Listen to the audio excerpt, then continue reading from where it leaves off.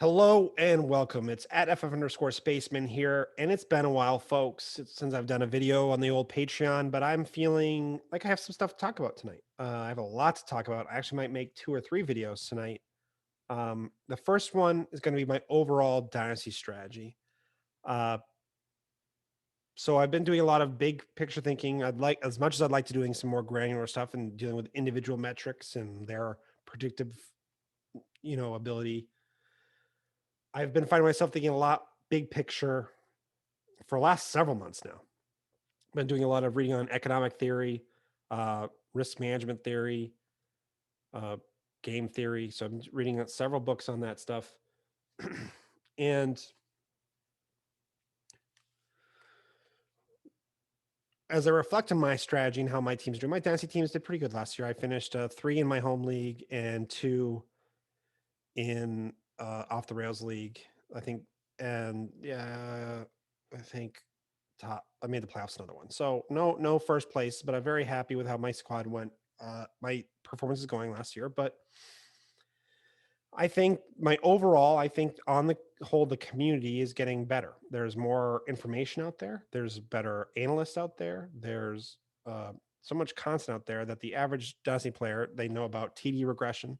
They know about market share. They know about air yards. They know about how the importance of draft capital and even age adjusted production. A lot of them, there's a lot that people know when it comes to identifying prospects. So people are making better rookie picks. ADP is better. People are doing, there's so much information on how to do better making projections. Uh, this overall, I think dynasty players are better. Now, I think that's on the whole. Now, I'm sure there's, it comes in every thing is there, but on the whole, I think dynasty has changed a lot since I first started playing 6, 7 years ago.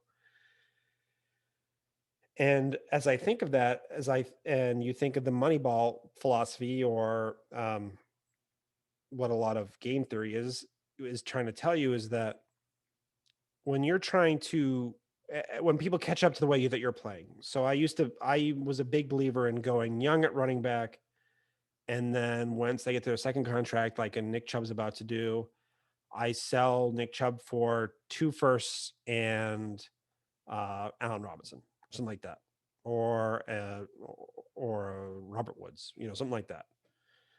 And then I invest those picks, one in a wide receiver, one in a running back, and then I just keep churning my squad and gaining value that way. However, the dynasty community's gotten sharp. I could not, in 2 of my dynasty leagues last year and Superflex leagues, I could not move Nick Chubb for the 105. Couldn't do it. So how do you beat people who are playing more like you? They're using the same metrics you're using, who are listening to your podcast.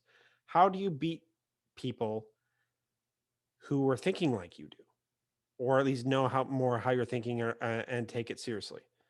And the game theory says you don't.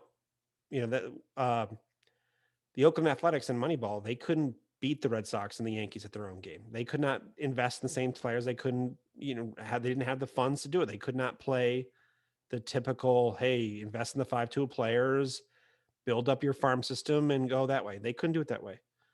So what they did is they found they used some advanced metrics, and they found veterans who were undervalued, and they valued OPS and on base percentage, and that's how they got, and then and some advanced pitching metrics, and that's how they got competitive. They went competing against 30 other teams for players to 1 or 2 teams for those types of players. And when you're only playing, so when you change how you're attacking things, that's how you get an advantage. That's the whole idea of zigging when other people are zagging. That's the definition of the benefit of it. But it's hard to do. It is hard to do because the analysis that people are following, they're doing it because that's the best practice. That's what everyone's been doing. That's what the market is telling you to do. That's what analysts are telling you to do, how to play. They tell you to take DeAndre Hopkins because he's on a Hall of Fame career path and his age curve is less steep, and that fall off is not there for those elite talents. And how do you beat that when every other team's valuing players the same way? And the thing is you don't. And the way that I've been doing it is, I think, going for age. And this comes into some bias here and trying to, when people hear age and investing in youth, people think that is a losing strategy. They think that is a playing for the future, for future value, not fantasy points. For it's not going to help you now. But I want to talk a little bit tonight is, I think that is an incorrect way to do it. I think that one of the biggest edges in fantasy football is taking advantage of young players and that value gap between where the market is valuing them and what their actual true market value should be worth, or true value is. And let's start with wide receivers. Blair Andrews, who's a big time analyst for RotoViz, longtime writer for them. He writes The Wrong Read, and I think he has a podcast too over there. But I really enjoy reading Blair's work, and he's really, really sharp thinker, and he thinks outside the box, which is what I appreciate, because that's how you have to. That's how you have to find it. It's not just to be contrarian for the sake of being contrarian, but it's being contrarian and backing up with facts and evidence based resources to do it. And what I'm going to do is I'm going to talk about wide receivers for a second. Wide receivers, so Blair has this graph that's all pretty. I'm not going to share it, but it's this graph that shows the opportunity, the target share gain or loss of target share based on how many years in the NFL. And the only year where wide receivers on the whole have an increase in volume is from their rookie year to year 2. That is the only year where there's a positive bump in target share or volume. The other years, you're either going to stay the same or lose volume on the whole. And then when you add in other factors, like what about age? So what about 21-year-olds? They have a bigger gap. What about 21-year-old wide receivers with good draft capital and over 150 PPR points in year 1? Well, then we're playing with fire, folks, because then you see on the average, those players are seeing 20 targets gained and 3 to 4 target share percentage bump from year 1 to year 2. So you're telling me CeeDee Lamb, I think, he had an 18% target share last season. He's the average gain for him is a plus 4% target share and plus 20 average targets to his target volume last year. That is not just playing for next year. That is playing for this season and that kind of opportunity bump. You're telling me what a player of CeeDee Lamb's caliber attached to Dak Prescott could do with that kind of volume? And on the average, there's a higher and low here. What happens if it's a 30 target bump? What if it's a 6% target share jump?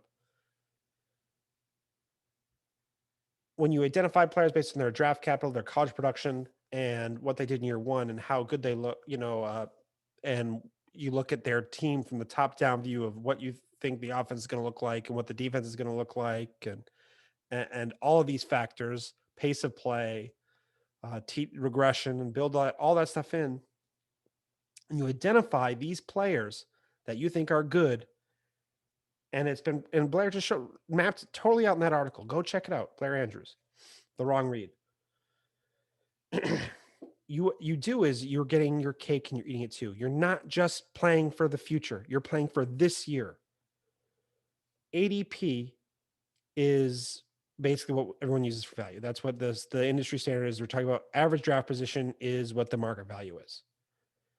And Blair talks about, and others talk about, how last year's production makes up a lot of what makes up ADP. Now, that's just like 53% or something like that, but that's not all of it. Obviously, there's narrative base, there's analysts, and there's hype that goes into it, and training camp videos, and a lot goes into ADP. But the majority of it is what they did last season. And the way to take advantage of that is, I don't want to just I don't want to pay for last year's results. I want to predict next year's. this season. I want to predict what's going to happen in the future now. And betting on that using evidence-based analysis is not playing for the future. That is trying to win is trying to basically guess or is to make educated guesses on what the market's going to be and beat it. And the in season, not only you beating the market, but you're also getting production as well. So it's like accruing stock dividends and whatever that gain is, then also the gain, whatever how the share goes up. So you gain value in multiple different ways when you're investing in youth. And that's just the wide receiver position. You look at Dave, I get confused here, but Dave Caban talks about how rookie picks are undervalued in before the NFL draft. And then after the NFL draft, they across the board gain in value significantly. You look at, I've mentioned this several times, but you look at year one players in their February ADP is sometimes is quite depressed because they're coming off of just rookie stats. And then as people start talking about it, the market catches up to it. Players go from, or Clyde Edwards-Helaire goes from RB 21. Now he's up to RB, 15, 16, or there's just significant gaps in this year one, year two that you get ahead of it. You can get value gains that way. And again, you do it through production as well. I have some other stuff, but I think I'm going to save it for another video. But that's just kind of what I've been thinking at here with my value. And two, the other part of my value, and I think that I get criticized for, is that a good friend of mine, Alex Deschaines, said in a group chat today, he said to me, or he made a comment saying T. Higgins over Tyreek Hill is ludicrous. And mind you, they are in the same tier. They are neck and neck. But I understand that immediate reaction because Tyreek Hill just put up an incredible season where I think he scored like 15, 16 touchdowns. It was a great season attached to in one of the best offenses in the NFL, one of the best quarterbacks in the NFL, maybe of all time, and Patrick Mahomes. And he's only 27 years old. He's going into his age 27 season. There's a lot to like about Tyreek Hill. Now, I think there's going to be a decrease in I think his T rate could take a hit because he had a very high T rate last year. There's always a risk of injury too. So when older players, when they have an injury, it's awful hard for their ADP and their value to take a jump back. And then also too, I'm not a doctor, but I think injuries beget more injuries too. So when older players start getting hurt, it's awful hard for them to that's part of the people talk about being risky when you're investing in youth. And I think I'll disagree because it's sometimes it's a risk to have an older player because they're getting injury and then boom, they take a fall in 12, 12 spots, 12 positional spots in ADP. Look at what happened to Julio. He had a injury plagued season last year. And team trade, and I think people are excited. I mean, I actually am acquiring Julio right now because I think it's a discount, but look at his fall that has gone on in the last year or two. And he was a top 12, I was pretty sure he was a top 12 Dynasty wide receiver last offseason. And now he's I don't think he's outside the top 24. That's a big fall. And when you try to predict I'm not predicting injuries, but when you try to predict the range of outcomes and you're trying to think about how players are going to be viewed and valued if they produce the way you think they're produce or produce in the range of outcomes you think they could produce in, and you take advantage of that, that's how to do it. And so if you look at like Laviska Shenault, Kenny Golladay is an interesting price point for me because I think Kenny Golladay is a hell of a wide receiver. I think he's a great wide receiver. He's a lot of fun to watch. He goes up and gets the ball. He's got great college production. He had good draft capital despite being from a small conference, decent athleticism. He's done it in the NFL to a certain extent. Big money contract. There's a lot to like about Kenny Golladay. But then I take a look at Kenny Golladay, who I think is going wide receiver 31 in DLF's ADP. And I think about what will it take for Kenny Golladay to gain in value this offseason, or by this time next offseason. So next offseason, Kenny Galladay is going to be 28 years old. He'll that's so just looking at how many 28-year-old wide receivers are top 12 wide receivers. DeAndre Hopkins, uh, Devontae Adams. That's the only ones I can think of off the top of my head. Maybe I'm forgetting some people, but not. It's awful hard to get a top 28 wide receiver and what they have to do to be labeled that high in to be in the top 12. So we need a DeAndre Hopkins level performance from Kenny Galladay to see him jump up to a truly difference making spot in your roster. I'm sorry, I don't think Kenny Galladay is going to have a DeAndre Hopkins level production, because and it's not just based on the age. It's you look at the whole situation. He's changing teams, which it's not a bad thing. We've seen that happen, that go well for Stephon Diggs last season, but you look at Daniel, that court QB play is atrocious. And now you could always say Daniel Jones could do better with all the weapons, but so he's attached to a not a great quarterback. Offensive play calling is terrible with Jason Garrett. The pace of play is terrible. That offensive line is terrible. I think Daniel Jones is going to run the ball a good amount. He's going to scramble some. He's that defense, I don't think it's gotten a little better, but I don't think that's going to be a world-beating defense by any means. It's awful tough to find a way to projections-wise to get Kenny Galladay to have a good enough season to where he can raise to make one go up in value or produce to the point where he's worthwhile investment wide receiver 1. Whereas I would rather take Laviska Shenault, who I think is going at wide receiver 36, 35 in DLF ADP. And I look at the range of outcomes for Laviska Shenault. All the things I talked about with these young wide receivers and their jump from year 1 to year 2. He scored over 150 PPR points, and he's being attached to Trevor Lawrence. Now, there's a very good possibility that Laviska Shenault is not the wide receiver 1 in that class or that team, and they're very extremely run heavy. ETN cuts into his sweeps and targets, those mid-range targets or low targets. But you also hear from camp that Laviska Shenault is just dominating, and you know that Jacksonville's defense is going to be weak this season. And you start thinking about, hey, what if Laviska Shenault made a big jump in year 2 based on what if he gets a 20 target bump? What if he gets a 3-4% target share bump, and then he's at the 1,100 yard mark and 7-8 touchdowns and blah, blah, blah. What's his rank then? Well, then he's inside the top 24 wide receivers. Wide receiver 14, wide receiver 15 type upside attached to Trevor Lawrence moving forward. That is a bet that I want to make. And then if Laviska Shenault doesn't hit, so at wide receiver 36 prices, I pay up a little bit more than that. But so you're talking about those kind of prices, and I get a top 40 wide receiver return. Okay.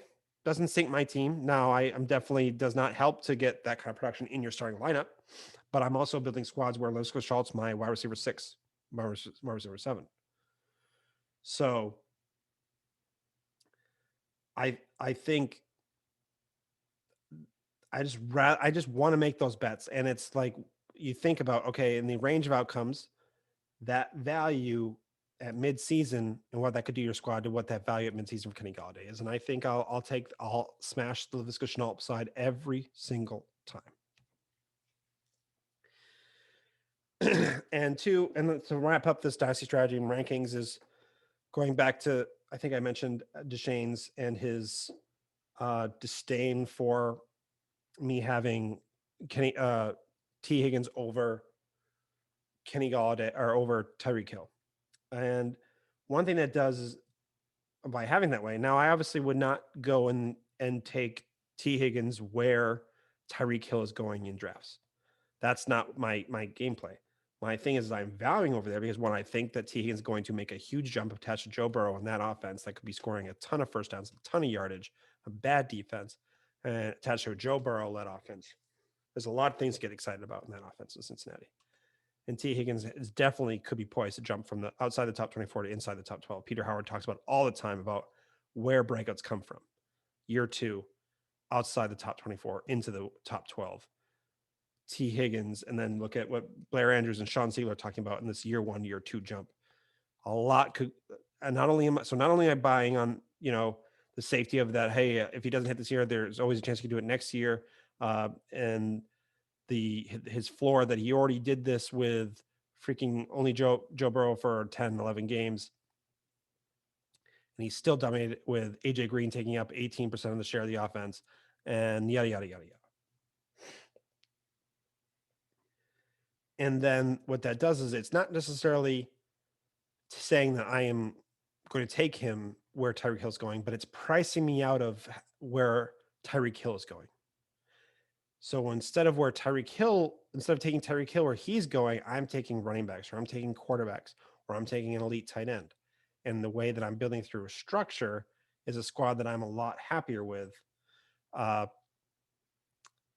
than where I'm just say if I'm taking Tyreek Hill. So that's the strategy. Is that it's not just saying like, hey, yeah, I'm definitely taking give me T. Higgins where Tyreek Hill's going. No, it's I want the value drop. That's where I'm valuing, because I think he's going to be freaking valued that way, darn close to it by this time next year. Yeah, I think that's because of his production and value and draft capital and all that stuff. But it's also that it just prices me out of other places, and that's how I'm going to be drafting. So that's kind of my thought of, not only do I want the production, not that I want the value, but it's also a structural piece involved, and just an overall dynasty strategy of where I'm trying to find the edges. People talk about it being just a win in the future role, and I'm laid out clearly for wide receivers. In another video, I'm gonna talk about QBs and running backs. But yeah, so that's kind of why I believe in that I'm going a lot more youth heavy. And then to just kind of top it off on the other end of the spectrum is, once the market then is devaluing DeAndre Hopkins in his age 20, like after this season, he starts to take the dip, and he becomes the wide receiver 13, wide receiver 15 in Dynasty. That's when I'm going to sweep in and pay those type of prices with the extra value that I've accrued and have been built to my roster, to then enjoy those other seasons that could go up to the age 35 season with DeAndre Hopkins. So that's kind of it's not that I'm just totally out on age. I'm just out on that price of the age 29, age 30 season at wide receiver 3 to 6 prices. That's the goal. That's how I'm doing it. It's an overall strategy. They're all tying together. And you can't just take it and say, hey, I can't believe you have T. Higgins over Tyreek Hill, or I can't believe that you have Jamar Chase as a top 5 wide receiver already. There's no ceiling price in it. There's a lot that goes into it of like, hey, I have a process of, I talked about this on Rookie Fever last week. I think Jamar Chase is one of the best freaking wide receivers that prospects to come out, and that I can remember since Julio. I think might even be a better prospect than Julio. So if I think in my process, I think that. Now, am I right all the time? No. And we have a bust rate and all that. Look at what happened to N'Keal Harry, but I don't think that's even the same quality of prospect as Chase. But